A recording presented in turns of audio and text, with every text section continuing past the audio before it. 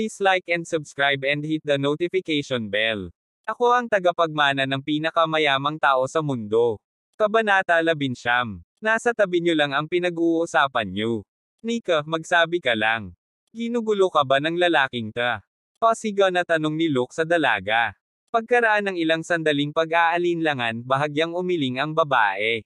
Pakiramdam niya ay napakamalas ng araw niya ngayon kasi minanyak siya ni Cyrus.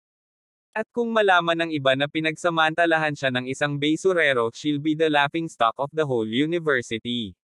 Moreover, even if Cyrus knelt down and apologized to her, it wouldn't solve any problem, so the girl felt that she might as well not say it. Sigurado ka? Paninigurado pa ni Luke nang makita niyang umiling ang babae.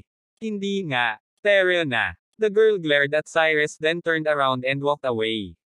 Boy, sa susunod ka sakin. Banta ni Luke kay Cyrus bago niya sinundan ang babae. Nang tuluyan nang nawala sina Luke at ang mga kasama niya sa paningin ni Cyrus, kukunin niya sana ang cellphone niya para tawagan si Tom para turuan ng leksyon sina Luke kaso hindi niya nalang tinuloy. Cyrus feels that there is no need to waste time on people like Luke. Pagkaraan ng ilang sandali, nakabalik na si Cyrus sa classroom nila. Lunch break na ngayon kaya nasa kanya-kanyang grupo nila ang mga classmate niya at nagkukwentuhan. Hindi pumasok sina Kai at Faye ngayon at wala ding nakakaalam kung nasaan sila. Nakaupo sina Diana at Jenny sa mga upuan nila. Nang makita nila si Cyrus, may kakaibang tingin ang sumal ay sa kanilang mga mata. B, may nangyari talaga sa inyo ni Cyrus? Pabulong na tanong ni Jenny pagkatapos niyang mag-alinlangan saglit. Matapos marinig ang tanong na ito, bahagyang kinagat ni Diana ang kanyang mapupulang labi. Hindi niya alam kung paano ipapaliwanag kay Jenny ang nangyari sa pagitan nila ni Cyrus ngayon. Kung sasabihin niya na may nangyari nga talaga sa kanila ni Cyrus, siguradong pagtatawanan siya ni Jenny.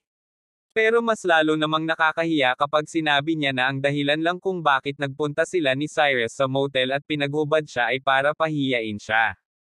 Problemahin mo na lang kung paano mo babayaran ang utang mo sa akin. Huwag ka nang mag-isip pa ng kung ano-ano.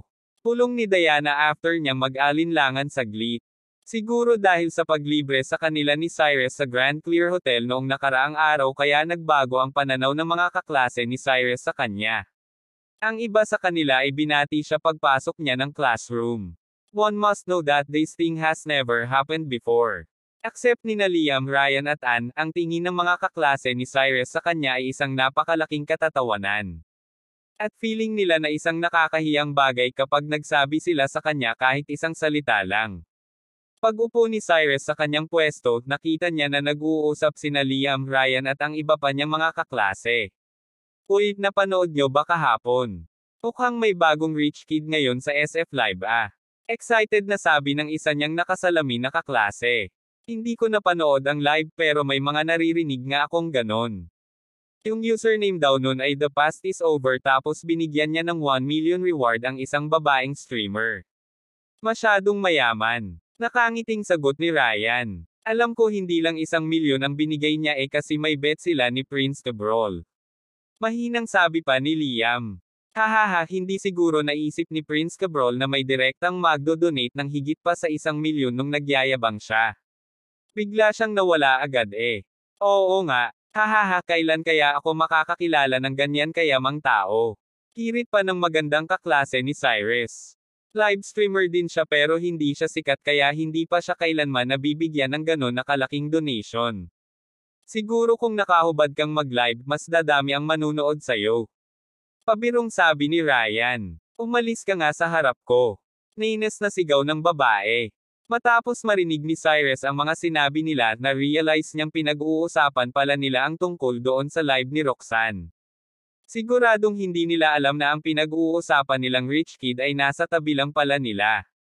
Ring ring. Pagkaraan ng ilang minuto tumunog na ang bell kaya bumalik na sa kanilang tamang upuan ang mga estudyante. Matang klase nila ngayong hapon. Hindi naman ganun kainteresado si Cyrus sa subject na yon. Para sa kanya kailangan niya lang malaman kung gaano pa karami ang natitirang pera sa bank card niya. Hindi niya na kailangan pang pag-aralan ang mga walang kwentang bagay na ito. Kaya ang ginawa niya lang buong klase ay matulog sa upuan niya. Dahil sa ginawang ito ni Cyrus medyo nagtaka sina Ryan at Liam. After all masipag at attentive sa klase si Cyrus pero ngayon natutulog lang siya. At kaya nagsusumikap mag-aral si Cyrus ay dahil umaasa siyang makakuha ng scholarship pero sa kasamaang palad. Ang mga scholarship sa school ay binibigay doon sa mga kamag-anak ng mga faculty members. Kaya kahit gaano pang pagpapakahirap ang gawin ni Cyrus, hindi man lang siya nakaka-avail. Pero dahil hindi na problema ang pera para kay Cyrus ngayon, hindi na niya kailangan pang makinig ng mabuti sa bawat klase. Parang sa isang kisap mata lang natapos na ang klase. Sunod-sunod na lumabas ng classroom ang mga estudyante para kumain sa kantin. Pre, kakabigay lang ni mama ng allowance ko, libre kita. Alam ni Ryan na halos nagastos na lahat ni Cyrus ang pera niya noong nakaraang araw kaya gusto niyang ilibre ito. Hindi na. Doon na lang ako kakain sa bahay.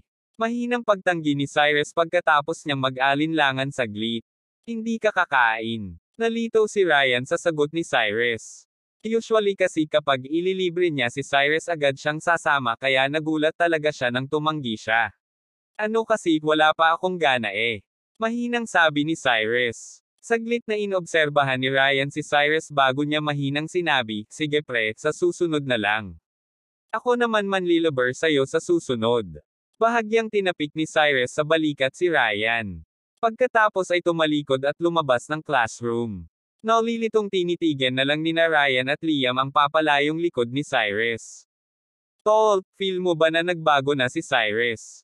Pulong ni Ryan. Oo pre. Bahagyang tumango si Liam. Ubos na siguro nang napanalunan niya sa loto dahil sa panlilibre niya nung nakaraan di ba?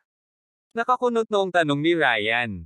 Siguro. Hindi ko na alam kung anong nangyayari kay Cyrus. Naguguluhang sagot ni Liam. Hayaan na lang natin siya. Baka na-stimulate lang siya dahil sa ginawa sa kanya ni Faye. Baka bumalik din siya sa dati. Kain na tayo. Sabi ni Ryan at Soko lumabas ng classroom. Kabanata 20. Live Together. Pag-uwi ni Cyrus galing sa school naghilamos lang siya at nagpalit ng damit pagkatapos ay humiga sa kama at nanood ng live ni Roxanne. Nang lumabas ang username na The Past is Over sa live screen parang binuhusan ng tubig ang kumukulong mantika sa sobrang daming mga comments na nagsilabasan para batiin si Cyrus. Hindi pinansin ni Cyrus ang mga comments na ito at tahimik lang na pinanood ang live ni Roxanne. Napakaganda talaga ni Roxanne at magaling din siyang kumanta. As of now, Roxanne's black hair looks silky smooth, her eyes are bright as stars, and her rosy lips moist. Nakasuot siya ngayon ng white blouse at miniskirt. Hindi nakabutones na maayos ang blouse niya kaya labas na labas ang cleavage niya. Sa pang-ibaba naman nakasuot siya ng black silk stockings kaya mas lalo ang tumingkad ang maputi at makinis niyang mga hita. Pero kahit nagaano kaganda si Roxanne sa screen, mas maganda pa rin siya sa personal. H just wait. Huwag ko lang talagang malaman kung saan ka nakatira kundi lagot ka sakin. Sa sandaling ito, ang comment na ito ni Prince Cabral ay lumitaw sa live ni Roxanne. Bahagyang kumunot ang noo ni Roxanne matapos niyang makita ang comment na ito pero hindi siya kumibo at nagpatuloy lang sa pagkanta. Pero ang mga viewers ay walang takot na binash si Prince Cabral. Nawala naman bigla si Prince Cabral pagka-send niya ng comment na ito. Matapos panoorin ang live saglit nagbigay lang ng donation si Cyrus at pagkatapos ay pinatay ang cellphone niya para matulog. Pero bago pa man siya tuluyang makatulog may kumatok sa pinto. Nagulat si Cyrus matapos marinig ang katok. Nag-alinlangan siya saglit bago siya nakasimangot na sumigaw, sino yan? Cyrus, ako ta. Tulog ka na ba? Sabi ni Roxanne. Hindi pa. Mabilis na sagot ni Cyrus pagkatapos ay nagsuot ng damit, bumangon sa kama at binuksan ang pinto. Kumain ka na ba? Kaka-order ko lang ng hapunan. Gusto mo? Nakangiting tanong ni Roxanne. Nakasuot na lang ng itim na nightdress si Roxanne ngayon. Mas naging seductive pa siya ngayon dahil sa damit niya. Natigilan saglit si Cyrus at pagkatapos ay mahinang sinabi, sige, pero doon na lang tayo kumain sa apartment mo, masikip dito eh. Napatingin si Roxanne sa kwarto ni Cyrus pagkatapos niyang marinig ang sinabi nito at pagkatapos ay napakunot noo. First time kong makita ang tinutuluyan mo. Matagal ka nang nakatira dito. Mura lang upa dito kaya ito na lang pinili ko. Medyo nahihiyang sagot ni Cyrus. Sa bagay. Marahang tumanggo si Roxanne pagkatapos ay tumalikod at naglakad pabalik sa apartment niya. Sumunod si Cyrus papasok sa apartment ni Roxanne. Nagkwentuhan lang sila habang kumakain sa lamesa. Napanood mo ba ang live ko kanina? Mahinang tanong ni Roxanne. Oo. Tumanggo si Cyrus, nakita ko rin na pinagbantaan ka nung Prince Cabral na yon. Bakit kanya sinabihan ng ganon? Napakunot noo si Roxanne dahil sa sinabi ni Cyrus. Pagkatapos niyang matigilan saglit, sinabi niya, "That guy is an asshole." Paano mo naman nasabi yan? Nagtatakang tanong ni Cyrus. Di ba may mayamang nagbigay ng reward sa akin kahapon? Dahil dun mas dumami ang mga nanunood sa akin. Kaso dahil dun mabilis nakita nung Prince Cabral na yon yung contact number ko sa company website namin. Tinext niya ako, dinner daw kami tapos gusto niya akong sumali sa entertainment company niya. Itinuring ni Roxanne na confident si Cyrus kaya wala siyang itinatagong sikreto. Entertainment company niya. Medyo nagtatakang tanong ni Cyrus. Oo, kumpanya niya. Marami ng female live streamer sa platform namin ang lumipat sa entertainment company niya. Kung gusto niya tutulungan niya silang sumikat o di kaya magbibigay ng malalaking rewards. Paliwanag ni Roxanne. Oh, anong masama doon? Tanong ni Cyrus. Anong masama? Roxanne's mouth twitched for a moment before continuing with a frown. Hindi ito okay. Hindi mo alam kung paano ang pamamalakad sa live streaming industry.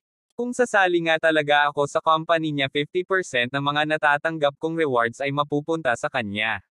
Not only that, I would have to. Nauutal-utal na sabi ni Roxanne, namumula dahil sa kahihiyan.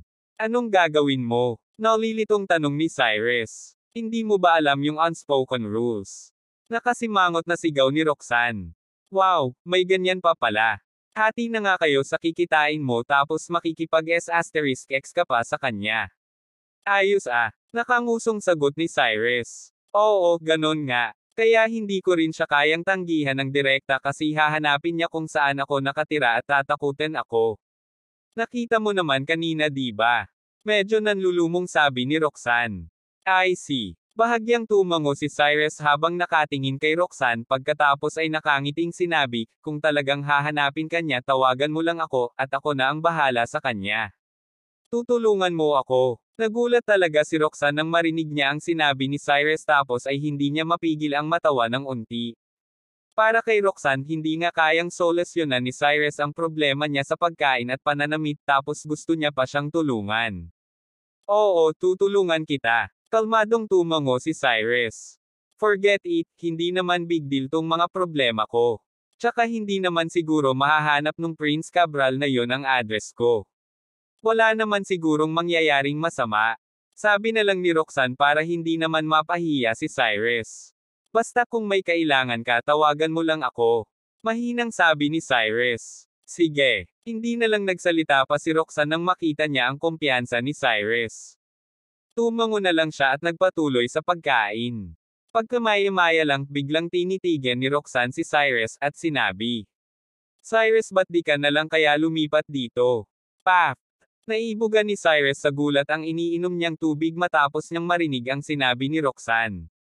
Nanlaki ang mga mata niya nang tumingin siya sa dalaga. Gusto mong makitira ako sayo. Halos lumuwa sa gulat ang mga mata ni Cyrus nang sinabi niya ito kay Roxanne.